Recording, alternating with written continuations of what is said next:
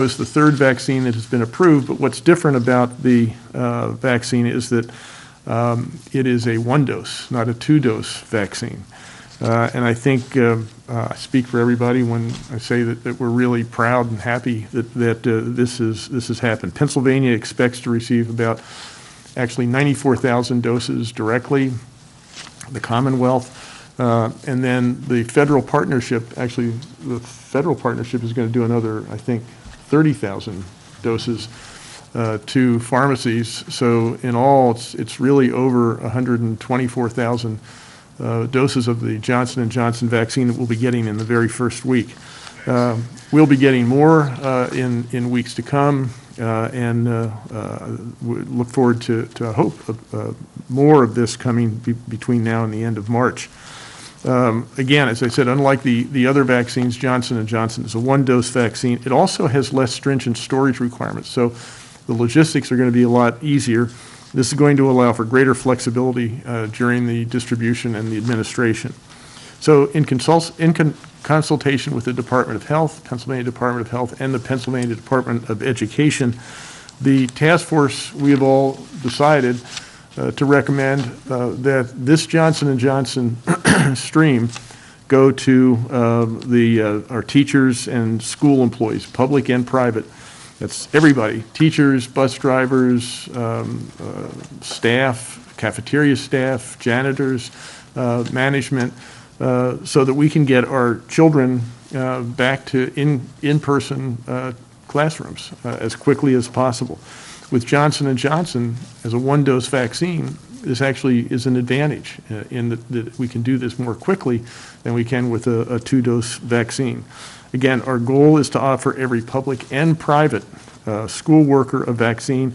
We want to keep staff and students safer in schools, and we want to help get students back into the classroom faster than by doing it this way than any other way that we could conceive. Vaccinating teachers and staff is an important step to getting students back into the classroom safely. As we all know, the youngest learners and vulnerable students, including students with disabilities, as English as a second language, are going to benefit most from in-person learning.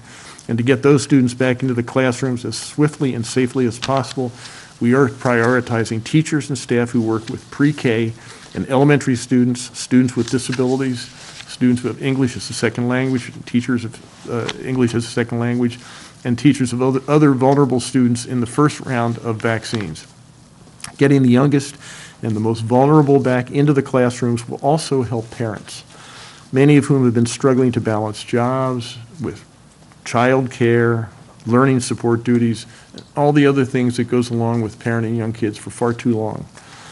We're also working through the retail pharmacy partnership to ensure all early childhood education workers have access to the vaccine, including child care workers providing an essential service to working families all across the Commonwealth. Future allocations of Johnson & Johnson vaccine will focus on teachers and staff who work with older students. The doses of this vaccine will continue to be allocated to teachers and school employees, public and private, until every educator has the opportunity to be vaccinated. Because we're dedicating all of the supply from a newly approved vaccine to this effort, our vaccine rollout to the rest of the population will be unaffected.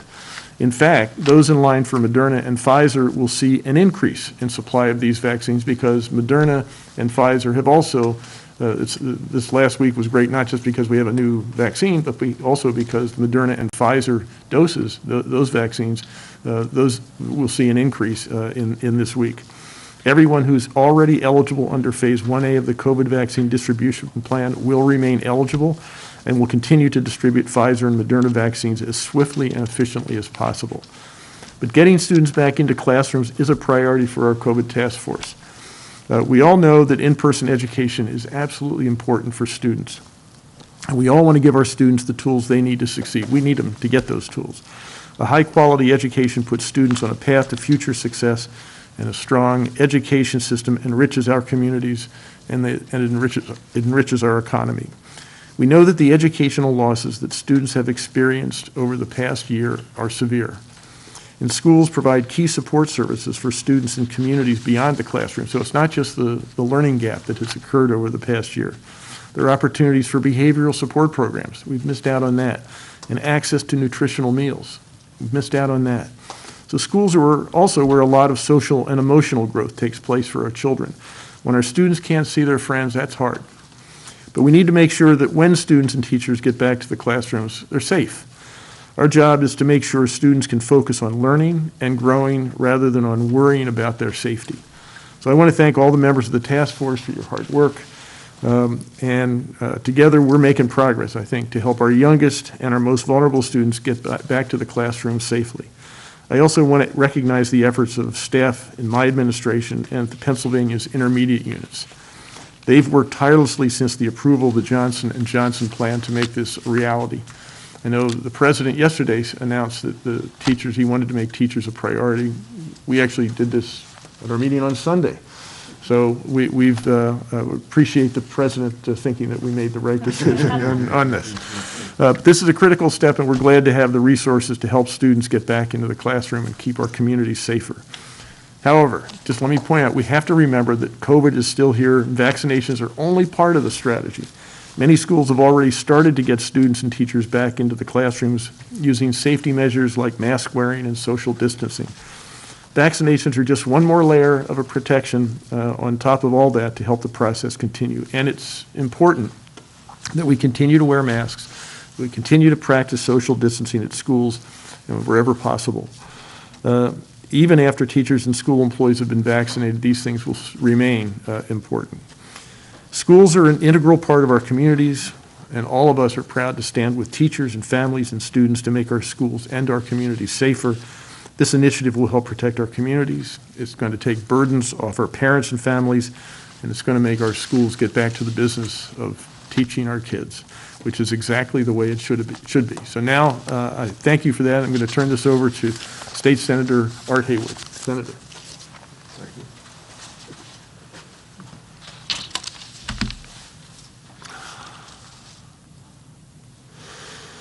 So first of all, I want to thank Governor Wolf for his leadership in all of these matters, having tremendous decisions to make throughout this pandemic, which started for many of us about 1 year ago. Fortunately, we are now at a point much closer to what we might consider seeing light at the end of the tunnel, and I cannot thank the members of the task force enough for the constructive comments, for the full engagement, and as well as those members of the Wolf administration who are providing guidance to this task force. I'd like to share that this task force has made some critical decisions and considerations already, looking at the provider network and how we can strengthen it, making sure the individual gets second doses when there were some concerns about second doses, and now today announcing that we're going to make sure that those who are educated from pre-K through 12 are vaccinated, at least have the opportunity to do so. Now, this pre-K element is as critical as K to 12. There are those individuals who are providing the care that allow many, many individuals to go to work. Now, we know we are still deep in this process, making adjustments as they need to be made. As Governor Wolf said, we are actively trying to improve the rollout of the vaccine. Of course, we need vaccine that can be rolled out. And we're so glad that the Biden administration appears to be making that happen. Beyond the educators, I do want to share that we are looking at making sure that our efforts are equitable. Today, the department rolled out the Your Turn tool in German, Chinese, and Spanish, so we can be as accessible as possible. Again, I want to thank all of those who are on the task force, and I want to thank each person who has contacted me or my office with concerns about what we should do and how we can do it better. We are glad to receive those concerns and are committed to continuing to make improvements in this rollout. Having shared that, I would now like to introduce my good friend Ryan Ahmed, who you will notice is wearing a mask similar to mine. But it's not only that, his office is right next to mine in the Capitol.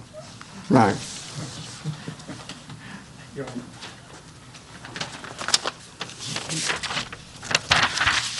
Good morning. It is a privilege to be here with my colleagues in the task force and the governor.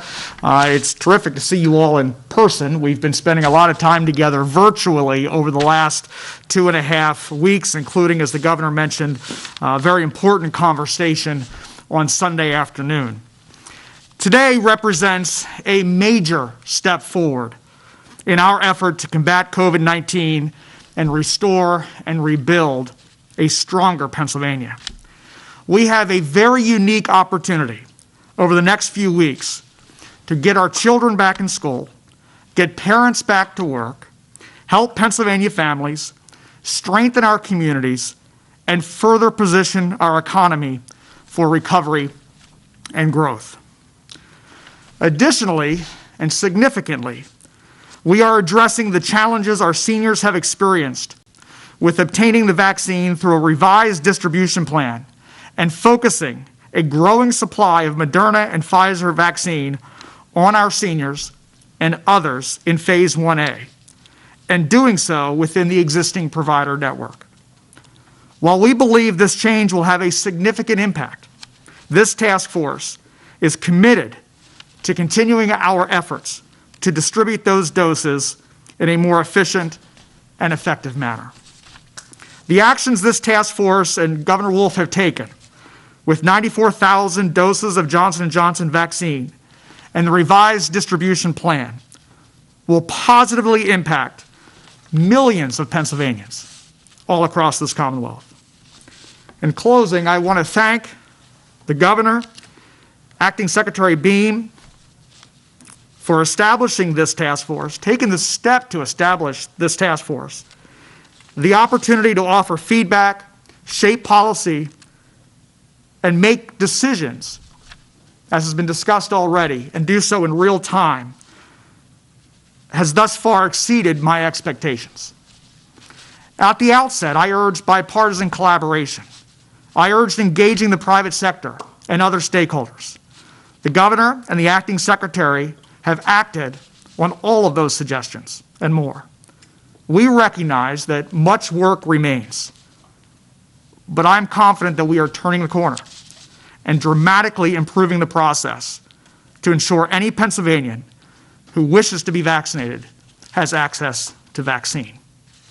It's now my pleasure to turn the podium over to my colleague on the task force, Representative Kozarowski.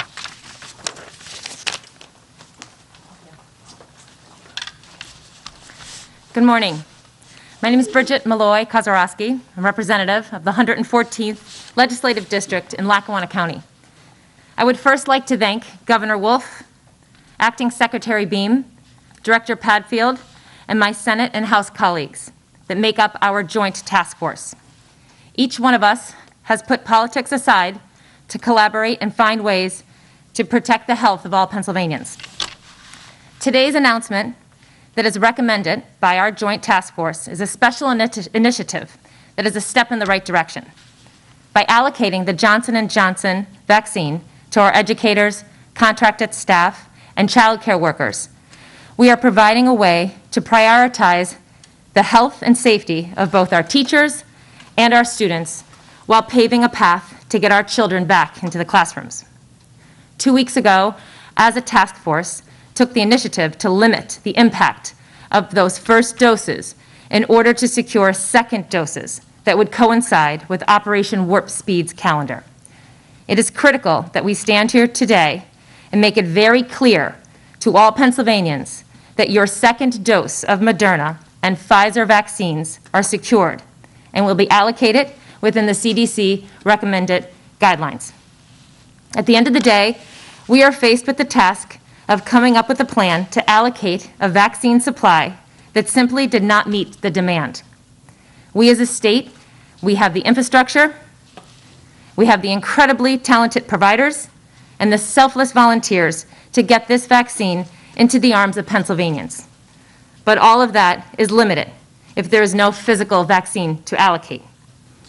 By taking the steps we took, Pennsylvania's first dose supply is now on its way to meeting the demand. As a registered nurse for over 26 years, I trust the scientists who are creating and manufacturing these life-saving vaccines.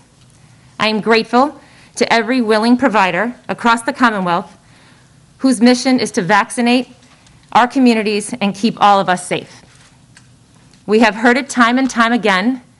It's going to get better, and this plan, in effect, is truly going to help do that.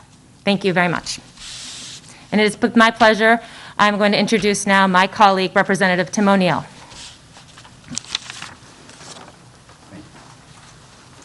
Thank you, and I'm honored to be here today.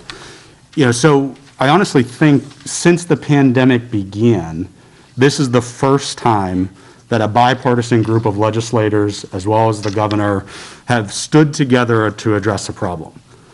And quite literally, this is what our citizens expect, and it's certainly what they deserve, for us to be working together to find solutions instead of fighting and accomplishing nothing.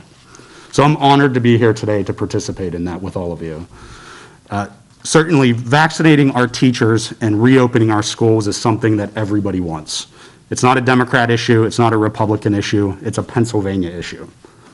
And I have seen firsthand with my own children, Lucy and Daniel, the academic and emotional effect this pandemic has had over the course of the last year.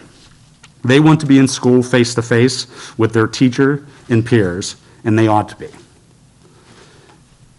That's what today is about, ensuring that we can get our children back in the classroom by vaccinating the teachers while also continuing to prioritize and protect the senior citizens across the Commonwealth. In addition to that, I was the author of House Bill 326, where I've been advocating to get our National Guard involved in the Commonwealth's vaccine efforts. This effort will also take the first step of getting them involved as well. As a former member of the Pennsylvania National Guard, I've seen the capabilities our military has to deploy millions of dollars worth of equipment and thousands of people across the world in a timely and efficient manner. Our Guard is the perfect group to run this mission of vaccinating our teachers so schools can reopen. In closing, I just want to thank my fellow task force members. We have worked in a strong bipartisan and collaborative approach, as the others have said, and that has got us to this point here today. I look forward to our continued work together so that everyone who wants a vaccine will be able to get one in as fast and efficient manner as possible.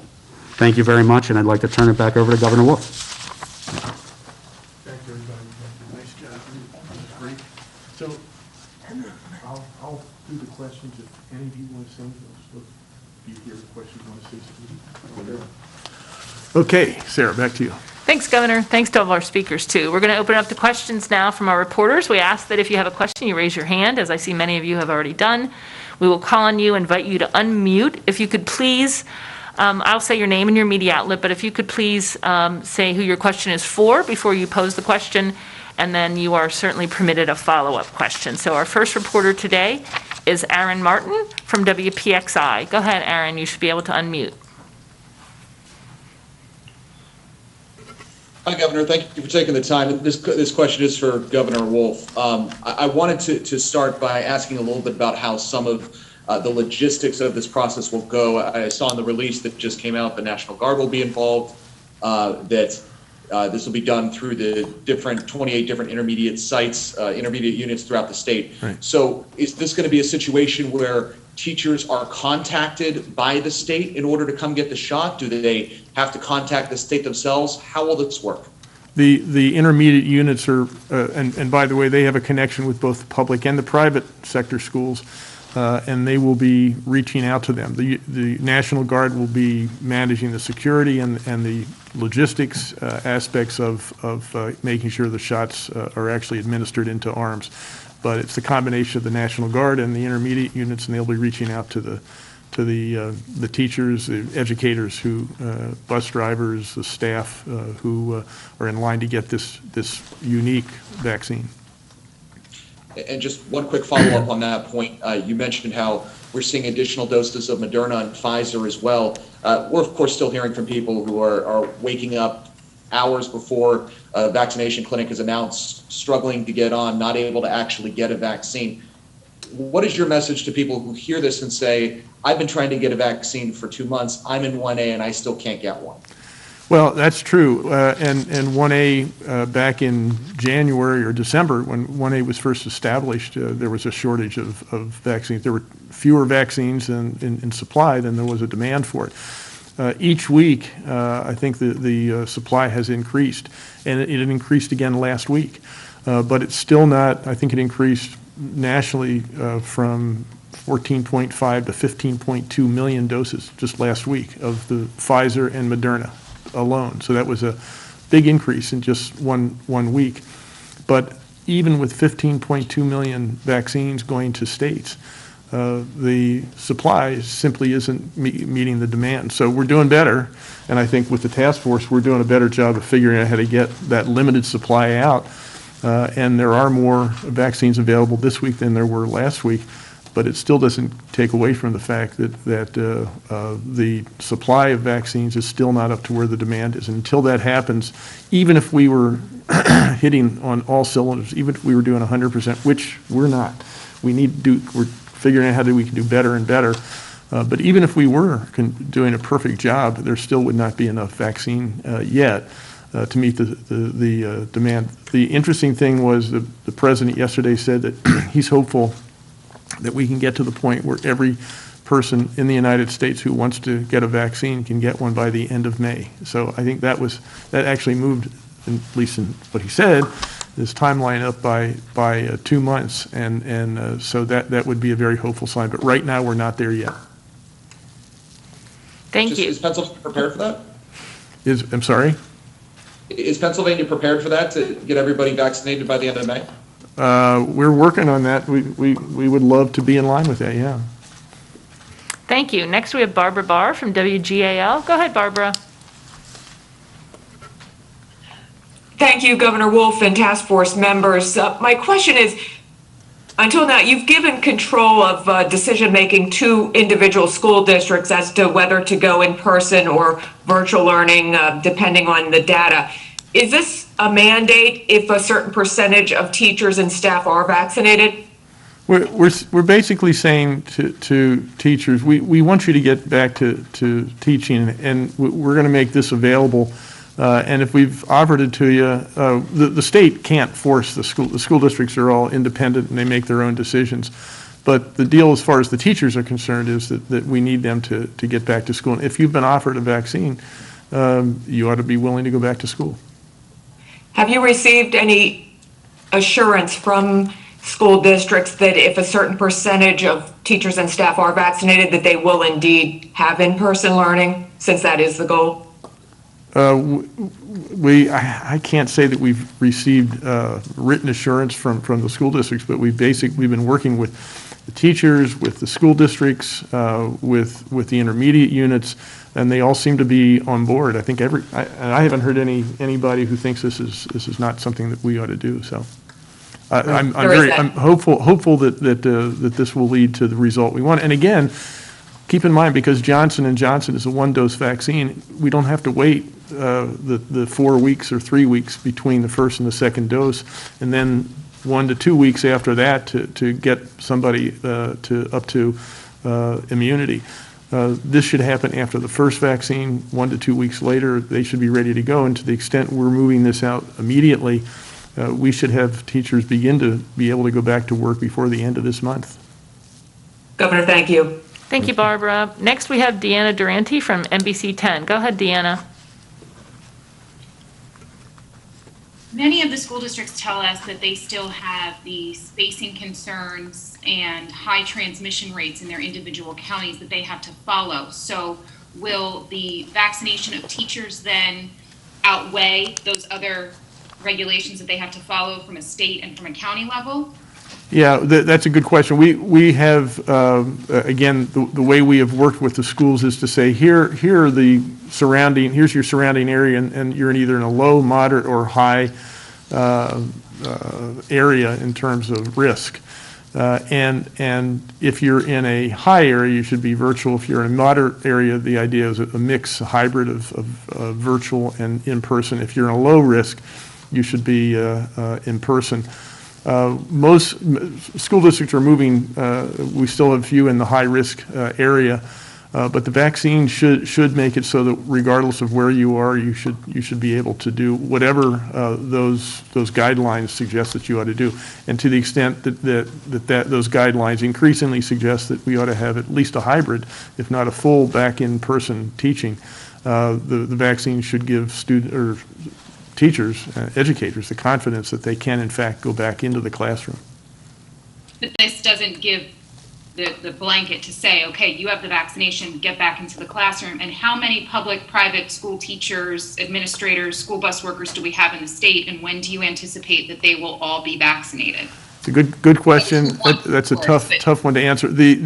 Again, keep in mind we have 500 school districts, and the school districts are actually in charge. The Department of Education, the way we have done this is to send out guidelines and say these are the guidelines. You ought to be in a low-risk area, you ought to be doing it in person. In a moderate risk hybrid, or a moderate risk hybrid, in a high risk, you ought to be completely virtual.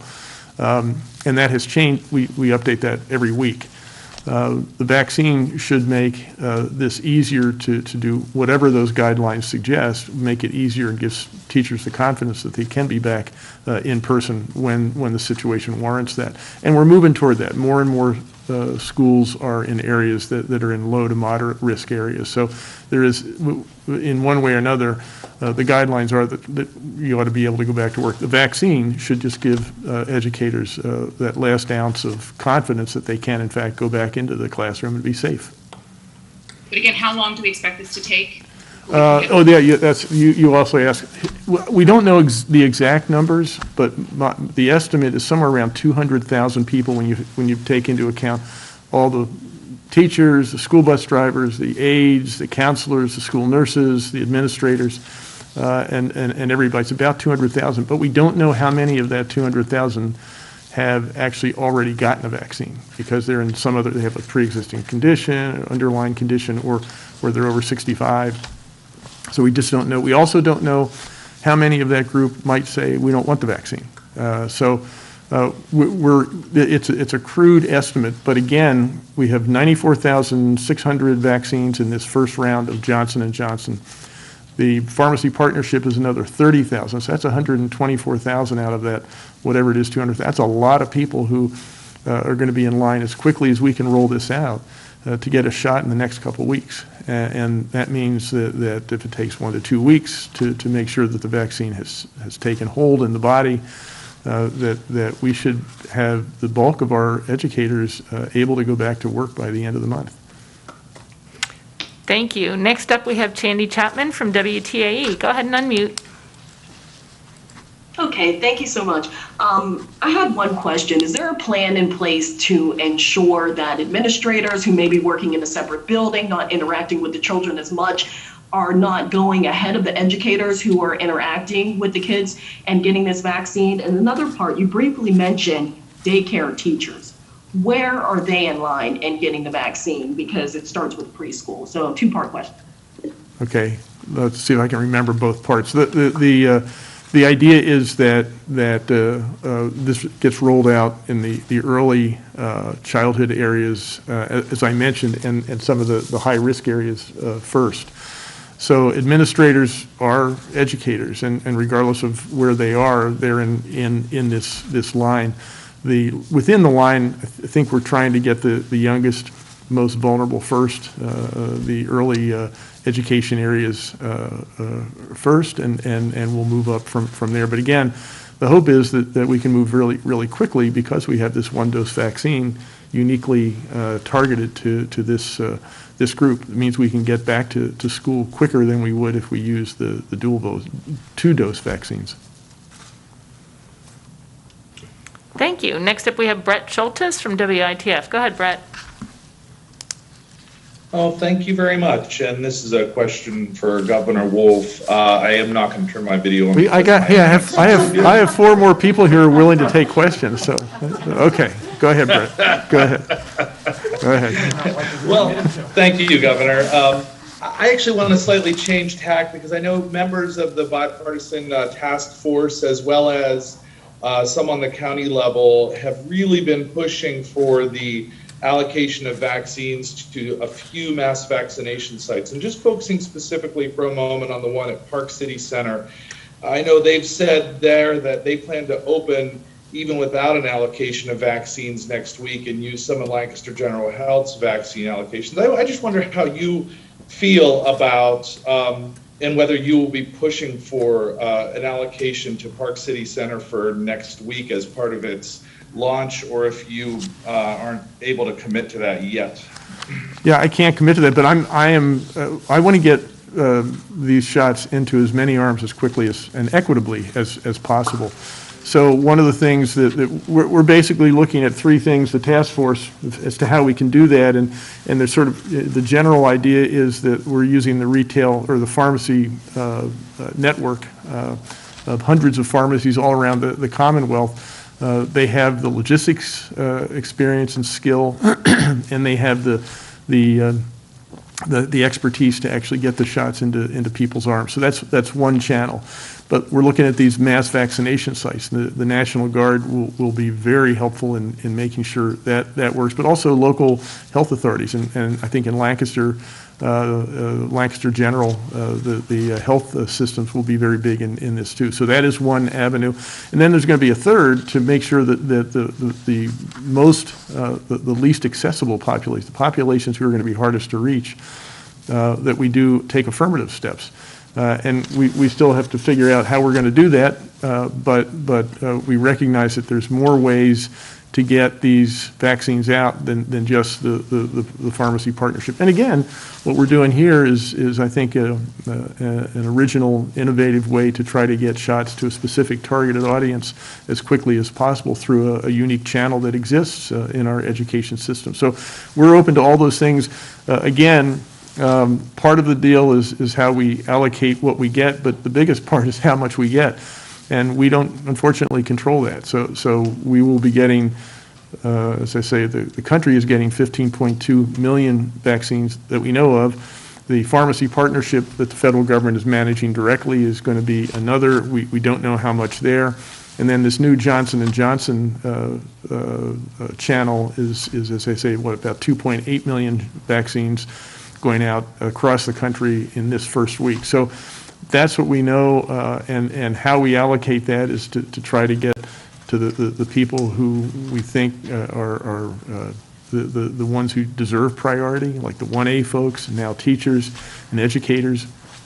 And to the extent we can do that the fastest and most equitable way, that's what we're going to do. Yeah, anybody want to Thanks add so much, and I have no need for a follow-up. And well, let me see if anybody want to add anything to that? Yeah. Sure.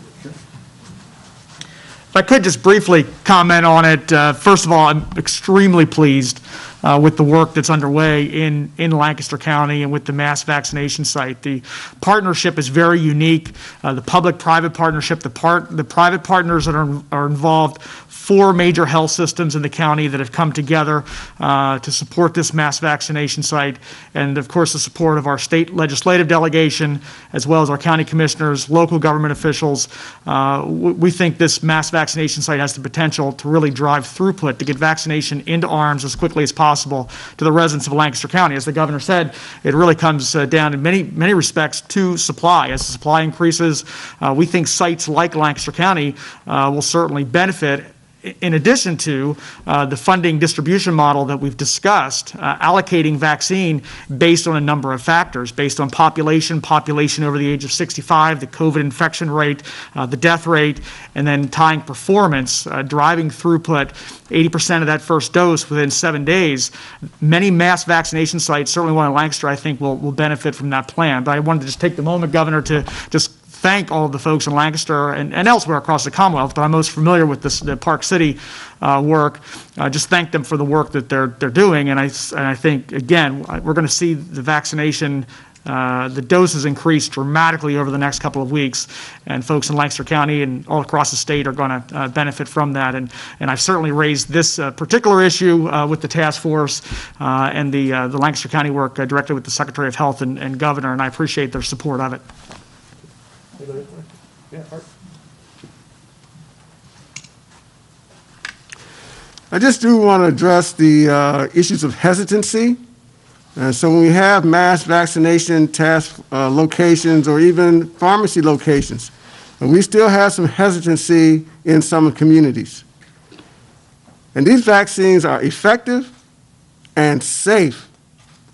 And whatever ethnic or racial background that you come from, they are effective and safe. And the choice between vaccination and being one of the 500,000 people who are no longer on the planet, to me, is clear. And I also want to say that in addition to these mass sites, as the governor has said, we've got to look at going to certain communities with mobile sites, clinics in neighborhoods. That's part of our assessment as well. And I did want to say something to one other reporter who said that if we get all the vaccine in May, will we then assure that we would have vaccinated everyone in May? I find it highly unlikely that it all shows up on day 1 and it's all administered on day 2. So I do believe that we've got to look at this from a practical perspective. And that is, if we get all the vaccine by the end of May, it will probably take us through June to get it into all of the arms. Thank you. Good point. Anybody else? Thank you so much. Next, we have Tyler Pratt from WLVR. Go ahead, Tyler. Good morning, Governor. Question about the Johnson & Johnson shot, which has a lower efficacy than the 2-dose versions. What would you say to educators that might be concerned they're getting a less powerful shot than other people? That should not be a concern. I think Bridget, who's a nurse, could be probably address this even more effectively than I. There is a, 70% efficacy compared to 94, 95% on the first two. Just by way of comparison, first of all, it's 100% effective in terms of hospitalization. It prevents that 100%, and 100% prevention of death. So there might be a slightly higher risk that you could get some sickness, feel some sickness because of COVID-19, but it's 100% effective from keeping that disease from becoming more serious. And I think, Bridget, you talked about what the normal flu shot efficacy is, just as an example. Yeah, thank you, Governor. And to repeat what the Governor said, the vaccine is effective, whether it's Moderna, Pfizer, or Johnson & Johnson. The vaccine's main goal is to keep you from getting ill from COVID-19 and to keep you out of our hospitals, out of our ICUs, and off ventilators. Whether you receive either 3 that are offered to you, they are all effective. The testing that has been done, the percentage of effectiveness is different, but it is in the long term, in the long run, it is effective against the COVID-19. The flu vaccine has the same kind of effect. I mean, you don't know exactly the amount of percentage that it may or might not be effective against the strain, but the bottom line is all 3 are effective, and the main goal is to keep you from getting ill from COVID-19 and to keep you out of our hospitals, intensive care units, and ventilators. Thank you. And as a follow-up for the governor on this, do districts and schools have the power to mandate that their teachers get vaccinated? I'm not sure anybody in the Commonwealth has that power. I think what we're saying is if you've been offered the vaccine, you really ought to come back to school and be willing to work in the classroom. And I think that seems to be what teachers organizations that we've talked to are supportive of. I think it's what the educators in the school districts are supportive of. But in terms of actually mandating, I don't think that capacity exists in Pennsylvania, whether you're a public or a private employer. Thanks for that. Just real quick, do you have any, would you like to comment on Texas getting rid of the mask policy and your thoughts? Yeah, my thoughts are, I'm not a doctor. Well, I'm a PhD, so I'm not really a medical doctor. My mother always said I'm not a real doctor. But it seems to me that one of the things we've noticed this year is that the flu season has been incredibly mild. And one of the things that people have pointed to is that more people are wearing masks and practicing social distancing. So I'd be concerned that go too quickly. The CDC said that we've made great progress as a nation in terms of reducing the COVID incidence rate, the hospitalizations, and all that kind of thing. But we're still at unacceptably high levels, and we've seemed to have reached a plateau. Right now, the weather is going to get warm. I'm assured that spring is actually coming in a couple weeks. But I think we need to make sure we're not taking our foot off the gas pedal too soon. And if I were in Texas, I might be a little concerned that this is just a little too soon. Thank you. Next up, we have Maddie Hanna from the Inquirer. Go ahead, Maddie. Hi, yes, thank you, Governor. I just have a question about the timing and the numbers to clarify. So when you mentioned 30,000 doses that are going to pharmacies, just to clarify, is that specifically designated for educators as well? And secondly, so before you get to the second question, let me just make sure, so I don't forget that. The answer is yes. Okay, great. And then about 200,000 educators and support staff total in the state. So if you've got 94,000 Johnson & Johnson doses coming in through the IUs and then the 30,000 going to pharmacies, what will it take to get the remaining educators and support staff in the state vaccinated? And is there any time frame or when do you anticipate that might be able to happen? Please keep in mind that these are all very crude estimates. And so when I say 200,000, that's sort of what we're thinking. But if we had the combination of 30,000, and when I say those 30,000 are really focused on the educators in Pennsylvania, that's in Pennsylvania. That's the arrangement we have made here in Pennsylvania. I don't know what other states are doing with that, with their pharmacy partnership allocation, but we are doing that in Pennsylvania. The 94,006 is what we got, and we get to allocate ourselves. So the combination of that is, 124,600 doses. If I'm right about the 200,000, and I might be off by tens of thousands here, there is another, between now and the end of March, we should get another, the estimate from the federal government is that between now and the end of March, an additional 4 million Johnson & Johnson doses. I don't think they're coming next week, may not even come the week after that, but between now and the end of March, we'll get another 4 million doses of Johnson & Johnson. If we get the typical allocation of that, we basically got 9,400 and some thousand out of the 2.8 million. So the combination of those two things, we should have enough vaccines to cover the entire education community, private and public, by the end of March. And if you assume it's a one-dose vaccine, if you assume that it takes 2 weeks, actually the effectiveness actually increases each day. I think up to 2 weeks hits the maximum.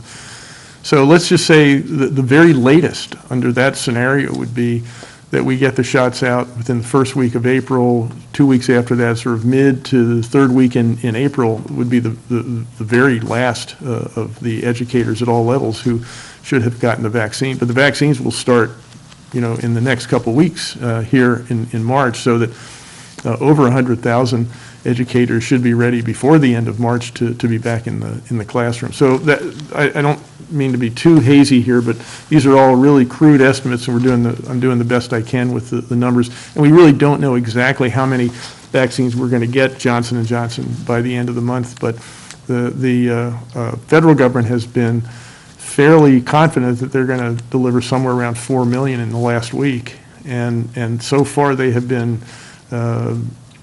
under-promising and over-delivering. So what they have said, they've actually done slightly better than they've promised in the past. So if that happens, then, we should be able to, and again, this is the virtue of using the Johnson & Johnson vaccine, because time is of the essence.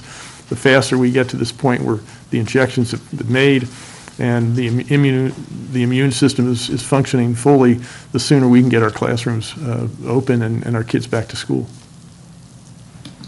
Thank you. Do you have a follow-up, Maddie? You're good? Okay. We're going to move on to Lizzie Hardison at Capital Star. Go ahead, Lizzie. Oh, thank you so much. I think that Maddie's question actually answered, that got to a lot of what I wanted to know, but I guess I'm just curious a little bit more about signups and registries and just, if you know yet how schools, is it going to be schools that will run the signups and help schools get appointments, and will there be any kind of prioritization? You mentioned that there will be people who are people working with young children or English language learners will be eligible first, but I guess how is that going to be enforced, and is the system going to be kind of similarly patchwork to what's already in place statewide? No, it's really focused on the educators, and it's being managed by the intermediate units, and they presumably, as I understand it, are really concentrating on making sure that this is very targeted. It's targeted to the folks in the public and the private school systems that they have connections with and relationships with, and they'll be able to know who should be eligible in what order, and they'll be managing this process, again, with the National Guard. Thank you. Next up, we have Jim Melwart from KYW. Go ahead, Jim. You actually may have just answered my question there, but I'm curious why you're using intermediate units, and with the convenience that you mentioned of the single doses, why not going straight into schools and going to where the teachers are? First of all, Jim, thank you for unmuting. I really appreciate that. Second thing is, I think the intermediate units are in a position to know different schools and different school buildings actually have different schedules. And probably the intermediate units are in the best position to understand the scheduling needs of the teachers in each of those school buildings. So the intermediate units are set up for understanding that. They have those connections, and I think they seem to be in the best position to actually make these decisions. And they're close enough to the individual schools so that they have to go out to the schools to make the vaccines, or have teachers, educators come to the intermediate unit. They're centrally located as well. So there are a lot of reasons why the intermediate unit in this case made a lot of sense. And I remember to unmute. Old dogs can learn new tricks. That's good. Congratulations, Jim. That's great. You said you can't force schools back to in-person, but there was conversation of this, and just to clarify, is the availability of vaccine only being opened or to teachers and staff in schools that are in person? No. We again, to the extent we have priorities, we've prioritized the youngest, most vulnerable, up to eventually the older students as we go through this process. We have not made any distinction between those that are right now in person or virtual. Again, I'm not sure what sense that would make either, because that changes every week. So what's true right now might not be true next Monday.